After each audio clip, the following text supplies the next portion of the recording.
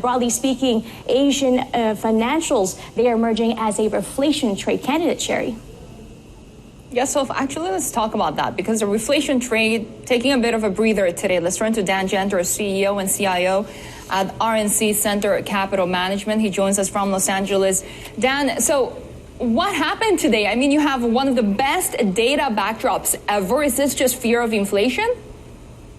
Well, I think certainly the inflation's starting to raise its ugly head again, at least in some sectors. I think that, the overall numbers are beginning to concern people to some degree, but I think what we have to realize is that the overwhelming majority of that inflation really was in two sectors. Here in the U.S., at least, we're seeing it in the housing sector, which is up about 15%. So it's overwhelmingly the number that's pulling it. And then you've also seen it in in cars, but mainly in used cars, because the new car production is being stymied to some degree because of a lack of chips. So those are really the sectors that are pulling it to a very large degree. That and adding in healthcare, those three sectors are the vast majority of the number. And so I think people shouldn't get too frightened by it, because the headline rate was closer to 0.23. The overall rate was actually about 0.03. So keep an eye on those sectors, and certainly it's going to have an impact, but those are the areas that are pushing it. How did you assess the FOMC minutes that we saw? Because my understanding was that really they were pretty dovish, but how did markets take this? Well, I think the market really took it in stride. It wasn't anything that was really unexpected. We know that here in the U.S., we're going to have very low interest rates for the foreseeable future, and that Fed funds is going to stay at 0 to 25. Probably certainly, through the end of 2021 and possibly well into mid-year of 2022. They were just starting to reopen. We're just starting to really come out of this.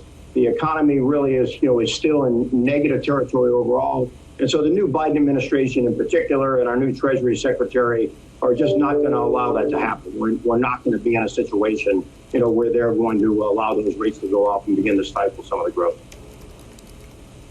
Is there more to go in the rotation trade this year, Dan? Well, I think so. I think we're going to see a lot of, different rotation that we're going to see in the overall marketplace. I think that the individual sectors are going to be very active in that regard. That's really going to be the way you have to play this market.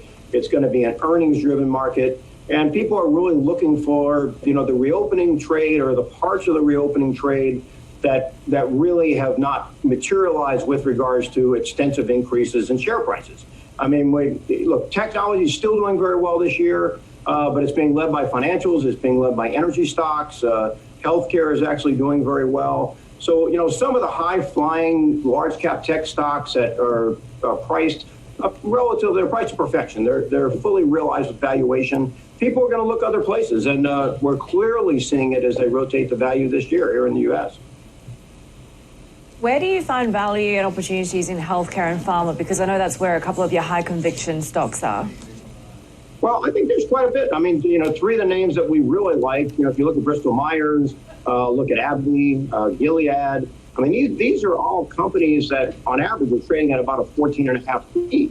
And when you compare that to the overall market, which is now bumping up to a 23 PE based on 2021 earnings, I mean, there's still a lot of value there. Not to mention, most of these stocks are paying very healthy dividends while you wait. They're in a position to where their drug pipeline, especially when you start to look at AbbVie, which used to be really a one-show, pony, if you will. And then and Bristol Myers has 4 new drugs in the pipeline. Gilead's doing very well with its HIV drugs, up 3% by itself. So these are companies that are selling at, low valuations relatively, and you get a good dividend while you wait it out. For those multinationals that have to sell products all over the world, how does a greenback set their prospects? Because we have seen, again, some strength today after a long-term downtrend for the U.S. dollar, but at the same time, we have perhaps rising real yields that could strengthen it even further.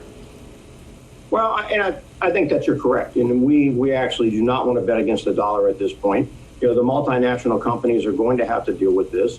I think that what we need to realize is that there's very few of these large Fortune 500 type of, whether it's pharmaceutical companies or really any industry for that matter, that's making big bets on currency. I mean, it's going to have some effect on it, but in many cases, they have full departments that are really hedging that currency. And so they do their best that they're going to neutralize it out in their earnings. They're not going to get the benefit, as much as they would in some cases, but then they're not going to suffer the detriment or a huge hit to earnings either. And always great to have you, Dan Genter from RNC Genter Capital Management. Let's get over to Vonnie Quinn, who has the first word headlines for us. Vonnie.